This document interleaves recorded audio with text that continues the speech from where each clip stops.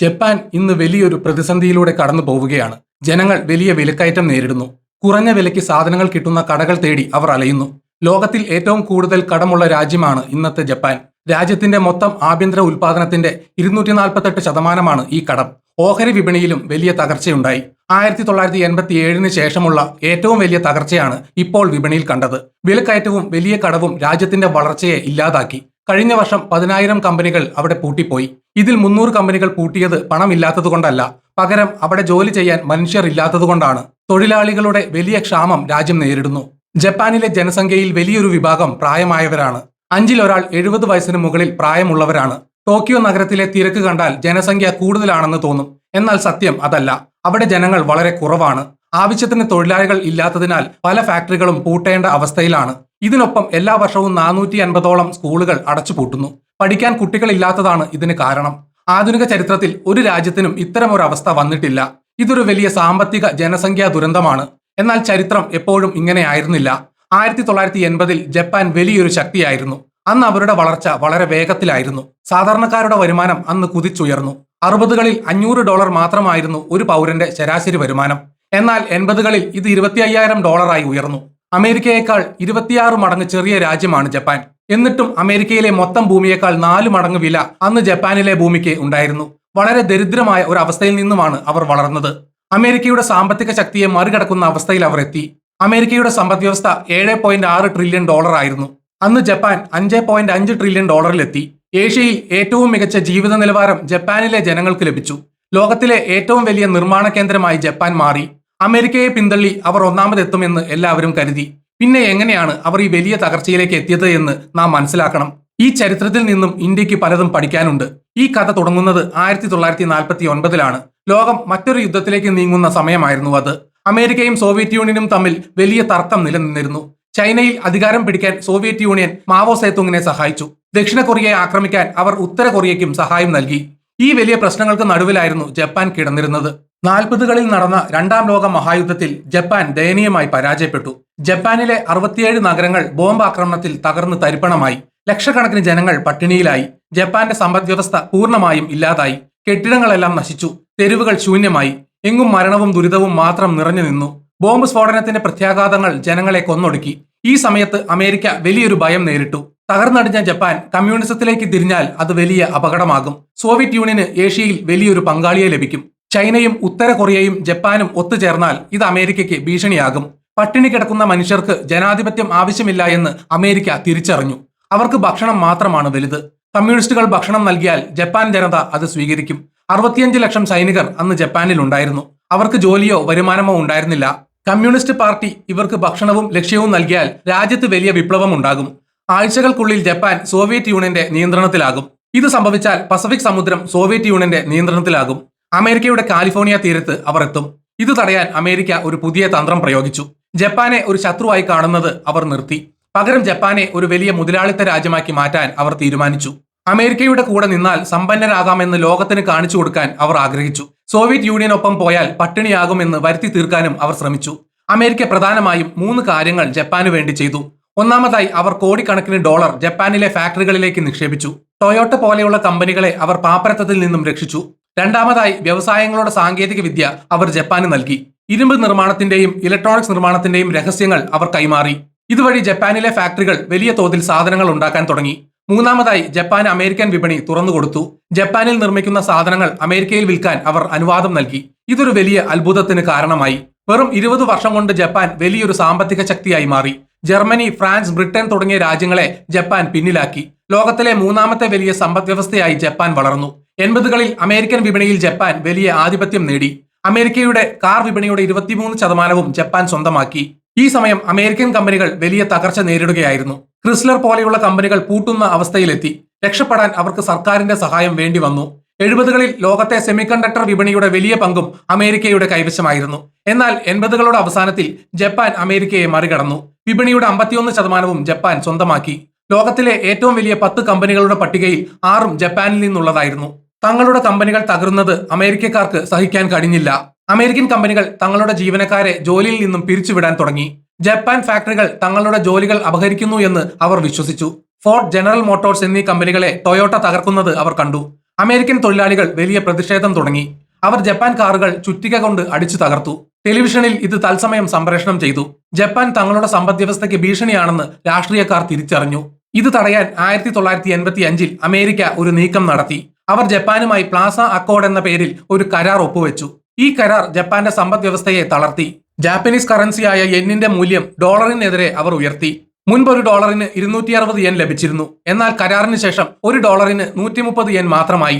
അമേരിക്കയിൽ $10,000 വിറ്റിരുന്ന കാറിന് പെട്ടെന്ന് $20,000 വിലയായി. ലാഭം നിലനിർത്താൻ അവർക്ക് വില കൂട്ടേണ്ടി വന്നു. വില കൂടിയതോടെ ജപ്പാൻ സാധനങ്ങൾ വിൽക്കാൻ കഴിയാതെയായി. ജപ്പാന്റെ കയറ്റുമതി പൂർണ്ണമായും തകർന്നു. കുറഞ്ഞ ചെലവിൽ സാധനങ്ങൾ നിർമ്മിക്കാമെന്ന ജപ്പാന്റെ ഗുണം ഇല്ലാതായി. ഈ തകർച്ച തടയാൻ ജപ്പാൻ 2 കാര്യങ്ങൾ ചെയ്തു. ഒന്ന്, വിപണിയിൽ പിടിച്ചു നിൽക്കാൻ ടൊയോട്ട പോലെയുള്ള കമ്പനികൾ തങ്ങളുടെ ഫാക്ടറികൾ മാറ്റി. തെക്ക് കിഴക്കൻ ഏഷ്യയിലേക്കും അമേരിക്കയിലേക്കും അവർ ഫാക്ടറികൾ കൊണ്ടുപോയി. ഇതുമൂലം ജപ്പാനിലെ ഉയർന്ന ശമ്പളമുള്ള ജോലികൾ ഇല്ലാതായി. 2, ജപ്പാനിലെ ബാങ്കുകൾ പലിശ നിരക്ക് കുറച്ചു. 5% നിന്നും 2.5% പലിശ കുറച്ചു. കുറഞ്ഞ പലിശയ്ക്ക് പണമെടുത്ത് പുതിയ സാങ്കേതിക വിദ്യയിൽ നിക്ഷേപിക്കും എന്നവർ കരുതി. ഉൽപ്പന്നങ്ങളുടെ ചിലവ് കുറയ്ക്കാൻ ഇത് സഹായിക്കുമെന്ന് സർക്കാർ വിശ്വസിച്ചു. എന്നാൽ ഇവിടെയാണ് യഥാർത്ഥ പ്രശ്നം തുടങ്ങിയത്. ഈ പണം സാങ്കേതിക വിദ്യയ്ക്ക് പകരം വേറെ വഴിക്കാണ് പോയത്. കമ്പനികളും ആളുകളും ബാങ്കിൽ നിന്നും പണം കടമെടുത്ു. അവർ ആ പണം ഓഹരി വിപണിയിലും റിയൽ എസ്റ്റേറ്റിലും നിക്ഷേപിച്ചു. ഇത് ജപ്പാനിൽ വലിയൊരു ഫിനാൻഷ്യൽ ബബിൾ സൃഷ്ടിച്ചു. ഓഹരികളുടെ വില യാതൊരു നിയന്ത്രണവുമില്ലാതെ കുതിച്ചുയർന്നു.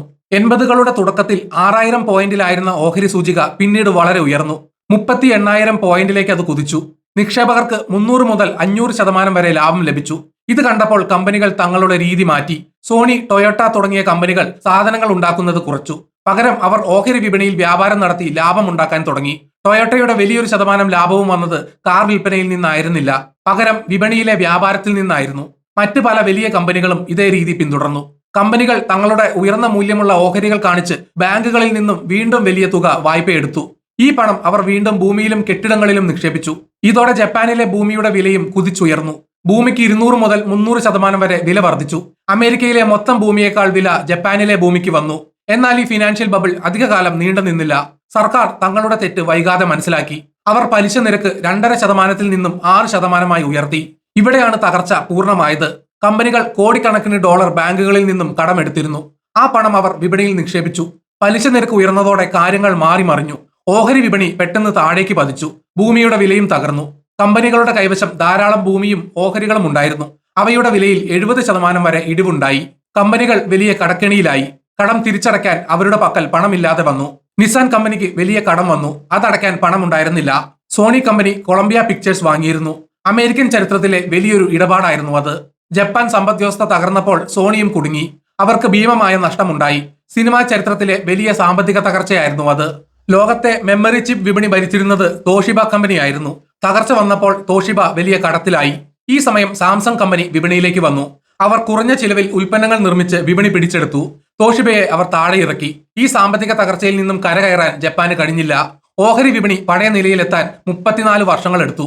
ജനങ്ങളുടെ ശരാശരി വരുമാനം പിന്നീട് ഉയർന്നില്ല. പണ്ടുള്ളതിനേക്കാൾ ദരിദ്രരാണ് ഇന്നത്തെ യുവാക്കൾ. ഈ തകർച്ചയുടെ സമയത്ത് ജപ്പാൻ സർക്കാർ മറ്റൊരു വലിയ തെറ്റ് ചെയ്തു. അവർ വല്ലാതെ ഭയന്നുപോയി. കടക്കെണിയിലായ കമ്പനികളെ പൂട്ടാൻ അവർ അനുവദിച്ചില്ല. പകരം ഈ കമ്പനികളെ നിലനിർത്താൻ അവർ ശ്രമിച്ചു. കടം തിരിച്ചടയ്ക്കാൻ കഴിയാത്ത കമ്പനികൾക്ക് ബാങ്ക് വീണ്ടും പുതിയ വായ്പ നൽകി. പഴയ കടത്തിന്റെ പലിശ അടയ്ക്കാൻ വേണ്ടിയാണ് ഈ പുതിയ പണം നൽകിയത്. അങ്ങനെ ഈ കമ്പനികൾ ഒരു വിധത്തിൽ നിലനിന്നു. ഇവയെ സോംബി കമ്പനികൾ എന്നാണ് വിളിച്ചത്. ജപ്പാനിലെ വലിയൊരു ശതമാനം കമ്പനികളും ഇത്തരത്തിൽ മാറി. ഈ കമ്പനികൾ പുതിയ ജീവനക്കാരെ ജോലിക്കെടുത്തില്ല. അവർ പുതിയ ഗവേഷണങ്ങൾ നടത്തിയില്ല. വെറുതെ നിലനിൽക്കുക മാത്രം ചെയ്തു. ഈ അവസ്ഥ ജപ്പാനെ വലിയൊരു ദുരന്തത്തിലേക്ക് നയിച്ചു. അമേരിക്ക പുത്തൻ കമ്പനികൾക്ക് പണം നൽകി വളർത്തി. എന്നാൽ ജപ്പാൻ തകർന്ന കമ്പനികൾക്ക് പണം നൽകി സമയം കളഞ്ഞു. ഈ കമ്പനികൾ തങ്ങളുടെ സാധനങ്ങൾ വളരെ കുറഞ്ഞ വിലയ്ക്ക് വിറ്റു. പണം പെട്ടെന്ന് ലഭിക്കാൻ വേണ്ടിയായിരുന്നു ഇത്. ഇതുമൂലം പുതിയ കമ്പനികൾക്ക് വിപണിയിൽ പിടിച്ചു നിൽക്കാൻ കഴിഞ്ഞില്ല. ലാഭമില്ലാത്തതുകൊണ്ട് ആർക്കും ശമ്പളം വർദ്ധിച്ചില്ല. ശമ്പളം കുറഞ്ഞതിനാൽ ജനങ്ങൾ പണം ചിലവാക്കുന്നത് കുറച്ചു. അങ്ങനെ വിപണി ഒന്നാകെ മരവിച്ചു. ഇതിന്റെ ബാക്കി പത്രമായി വലിയൊരു തൊഴിൽ പ്രതിസന്ധി ഉണ്ടായി. സാമ്പത്തിക തകർച്ചയുടെ സമയത്ത് കമ്പനികൾ പുതിയ ആളുകളെ ജോലിക്കെടുക്കുന്നത് നിർത്തി. 10 വർഷത്തോളം ഈ അവസ്ഥ തുടർന്നു. ആ കാലത്ത് പഠിച്ചിറങ്ങിയ യുവാക്കൾക്ക് മികച്ച ജോലികൾ ലഭിച്ചില്ല. ജീവിക്കാൻ വേണ്ടി അവർ ചെറിയ കടകളിൽ ജോലി ചെയ്തു. അന്ന് ചെറിയ ജോലിക്ക് പോയവർക്ക് ഇന്ന് 50 വയസ്സായി. 25 വർഷമായി അവർ ചെറിയ ജോലികൾ മാത്രമാണ് ചെയ്തത്. അവർക്ക് മികച്ച തൊഴിൽ പരിചയം ലഭിച്ചില്ല. മാനേജ്മെന്റ് പോലുള്ള വലിയ സ്കിൽസ് അവർക്ക് പഠിക്കാൻ കഴിഞ്ഞില്ല. ഈ 50 വയസ്സുകാർ ഇന്നും തങ്ങളുടെ മാതാപിതാക്കളുടെ പെൻഷൻ തുകയിലാണ് ജീവിക്കുന്നത്. ഇന്ന് ജപ്പാനിലെ വലിയ കമ്പനികൾക്ക് പരിചയസമ്പന്നരായ ആളുകളെ വേണം. എന്നാൽ ഈ പ്രായമായവർക്ക് വേണ്ടത്ര കഴിവില്ലാത്തതിനാൽ ജോലി നൽകാൻ കഴിയില്ല. അങ്ങനെ ഒരു വലിയ തലമുറയുടെ കഴിവുകൾ രാജ്യത്തിന് നഷ്ടമായി. ജോലിയും വരുമാനവുമില്ലാത്ത യുവാക്കൾ വിവാഹം കഴിക്കാൻ തയ്യാറായില്ല. ഇതുമൂലം വലിയൊരു വിഭാഗം ജനങ്ങൾ ഒറ്റയ്ക്ക് ജീവിക്കാൻ തീരുമാനിച്ചു. വിവാഹം കുറഞ്ഞതോടെ ജനിക്കുന്ന കുട്ടികളുടെ എണ്ണവും കുറഞ്ഞു. പണ്ട് ജപ്പാനിൽ ഒരു വർഷം 20 ലക്ഷം കുട്ടികൾ ജനിച്ചിരുന്നു. എന്നാൽ ഇന്ന് ഒരു വർഷം ജനിക്കുന്നത് വളരെ കുറച്ച് കുട്ടികൾ മാത്രമാണ്. വയോജനങ്ങളുടെ എണ്ണം വർദ്ധിച്ചു. പുതിയ കുട്ടികൾ ഇല്ലാതായി. ഇതൊരു വലിയ സാമൂഹിക ദുരന്തമായി മാറി. സ്കൂളുകൾ അടച്ചുപൂട്ടാൻ തുടങ്ങി. രാജ്യത്ത് ജോലി ചെയ്യാൻ ആളില്ലാതായി. ഒരു സാമ്പത്തിക അത്ഭുതമായ രാജ്യം വലിയൊരു സാമ്പത്തിക ദുരന്തമായി മാറി. ഈ ചരിത്രത്തിൽ നിന്നും പ്രധാനപ്പെട്ട ചില പാഠങ്ങൾ നമുക്ക് പഠിക്കാനുണ്ട്. ഒന്നാമതായി, കടക്കെണിയിലായ കമ്പനികളെ പൂട്ടാൻ അനുവദിക്കണം. അവയെ നിലനിർത്തുന്നത് സാമ്പത്തിക വ്യവസ്ഥയെ നശിപ്പിക്കും. ഇതിനായി ശക്തമായ നിയമങ്ങൾ ആവശ്യമാണ്. 2, വ്യാപാരത്തിനായി ഒരു രാജ്യത്തെ മാത്രം അമിതമായി ആശ്രയിക്കരുത്. ഒരു വിപണി തകർന്നാൽ അത് നമ്മളെയും ബാധിക്കും. മൂന്നാമതായി, രാജ്യത്തെ യുവാക്കൾക്ക് തൊഴിൽ നൈപുണ്യം നൽകണം. ഇന്ത്യയിലും ഇന്ന് പഠിച്ചിറങ്ങുന്ന വലിയൊരു വിഭാഗത്തിന് തൊഴിൽ നൈപുണ്യമില്ല. ജപ്പാനിലെ പോലെ നൈപുണ്യമില്ലാത്ത ഒരു തലമുറയെ നാം സൃഷ്ടിക്കരുത്. ഇത് രാജ്യത്തിന്റെ സാമ്പത്തിക വ്യവസ്ഥയെ നശിപ്പിക്കും. രാഷ്ട്രീയ നേതാക്കൾ ഈ അപകടം മുൻകൂട്ടി കണ്ട് പ്രവർത്തിക്കണം. സാമ്പത്തിക തീരുമാനങ്ങൾ എപ്പോഴും വളരെ ശ്രദ്ധയോടെ മാത്രം എടുക്കണം. അല്ലെങ്കിൽ ജപ്പാന് സംഭവിച്ച വലിയ ദുരന്തം മറ്റ് രാജ്യങ്ങൾക്കും സംഭവിക്കും. വീഡിയോ കണ്ട എല്ലാവർക്കും നന്ദി.